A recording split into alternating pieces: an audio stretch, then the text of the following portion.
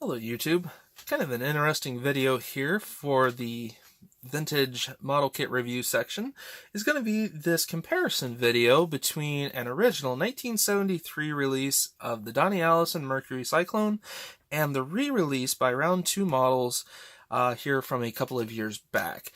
To start off with, I want to make sure to state plainly and clearly, I absolutely adore the Round 2 models kits.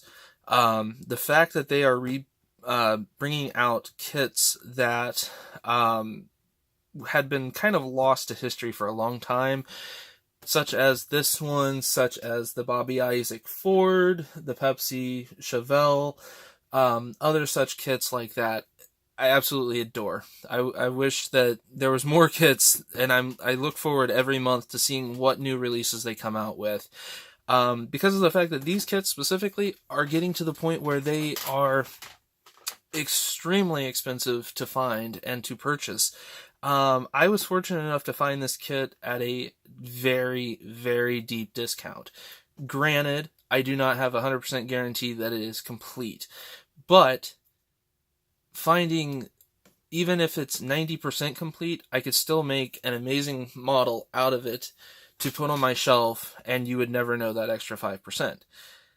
With these, though, I can go out to my local Hobby Lobby, my local hobby store, online retailers, and find these releases and be able to enjoy the model and not worry about, if I screw this up, I maybe lost $20-$30. If I screw this up, I lost maybe $200-$300, depending on, the condition of the boxing that I got.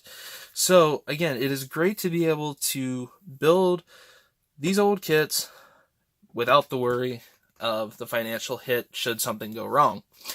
Like I said, love Round 2, so to get off of that and on to kind of a fun video as a comparison here. First off, the original logo down here in the corner, pretty much duplicated with one difference, which is MPC at the time was part of the fun group at General Mills. Flipping the box up here onto the side, it does actually show that the model products, a division of General Mills Fun Group Incorporated. So again, it's just kind of fun that, they were part of General Mills. It's something that, you think of General Mills as cereal, not models. So comparing a few other little changes that was made was the red spoiler on the original boxing to the white spoiler. Red wheels to the black wheels, that's pretty obvious. Same with the window net. But a clever change that they had also done was this was an authentic NASCAR series.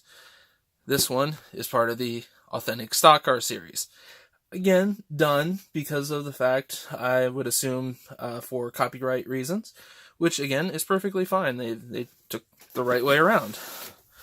Going ahead, I'm just going to grab out the instruction sheets. As you can see, the kit is bagged. I'm pretty sure it's about 95% complete, but not 100%. So we'll just kind of set that one back up and scoot that back up out of the way. And then we'll open up the new one. Nice, shiny, new model kit. Alright, so the other nice thing is, so I said this is 95% complete. If I want to build that and it to be 100% complete, I can use this as a donor. Again, great. So, looking though, we'll pull the decal sheet and lay it out to the side. Look at those in just a second. The only real change that took place on the instructional sheets is the actual main page. Actually, let me go ahead and move the boxes out of the way. That way I can make sure to get this in frame for you guys. And like I said, it is the main page, and that's about it.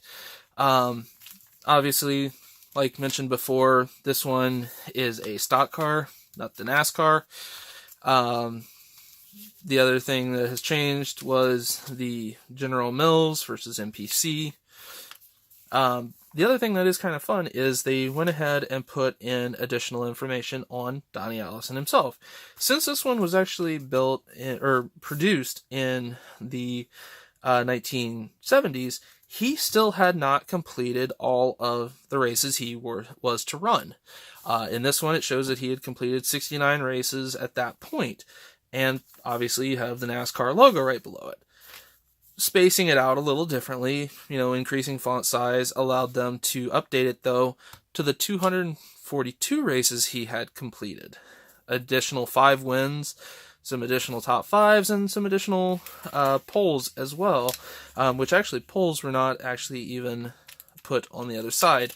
Winnings were left off, but again, no real shame or change of, nothing really too dramatic there. So again, kind of fun. Looking through the rest of the kit, it is identical step by step through between the two. So the other change, and there's almost none, but there's just a couple of tiny little changes that was done. Now, I do not know if this is because of the yellowing that has taken place on this decal sheet over the years, or if it was always this way. The gold numbers for the 21 appear to be more of a gold tinge, where this kind of looks more like a dull brass kind of, not really the reflective gold. And especially if you ever seen the 21 cars of the Wood Brothers, especially through the 60s, 70s, and 80s, they were basically gold leaf. So, if you're building a true stock car for that era and for it, neither of these are really correct, because it would have been a reflective gold 21 on the side and on the rear deck lid. The other only real change that I can dramatically see between the two is the lack of the NASCAR decal on this sheet, which again, no big deal. You can find those on third party, or whatever you want to call it, vendors that produce decals can recreate the little racing wings of NASCAR. The nice thing is, though, with these here, I don't have to worry about the cracking. I don't have to worry about the breaking up of the decal. I don't have to worry about the yellow tinge to it because of the decals going over time. And I also don't have to worry about this being in register. A lot of these old decals, you'll notice, are not fully square. This one is actually a good example where Winston Cup is pretty much dead centered. That is not normal for this age of decals. I have a few other reviews that will be coming out that will really show that. So keeping things in register here is great. And also the detail in these decals can match better what was on the actual car compared to these, just because of the printing capabilities of today. So again, just wanted to take, a few minutes here just to kind of do a fun comparison between the two. I really feel lucky to have gotten these kits. I have most of the original series.